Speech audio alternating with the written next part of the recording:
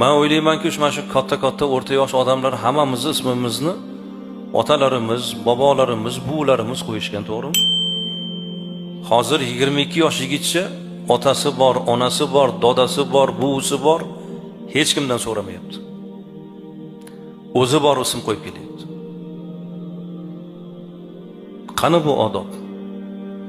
Odobli farzand, otajon, onajon, nabira muborak bo'lsin. O'zinglar bir tabarruk qilib ism qo'yib beringlar.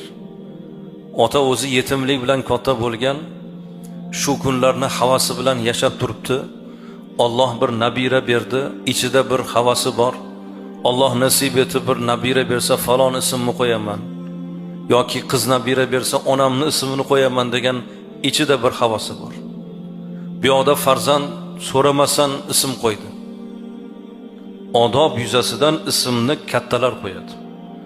Payg'ambarimiz alayhissalom davrlarida ommatan sahobalar farzand ko'rsa Rasulullohning huzurlariga olib kelishardi. Tabarrukan Rasululloh ism qo'yardilar. Tabarrukan Rasululloh sallallohu alayhi vasallam tanglayini ko'tarib qo'yardilar. O'zi borib raddomga, tug'ruqxonaga borib o'zi azon etib kelyapti.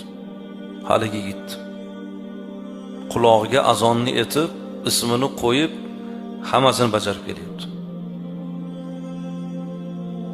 Odobsizlik bu yigitlar. Odobsizlik.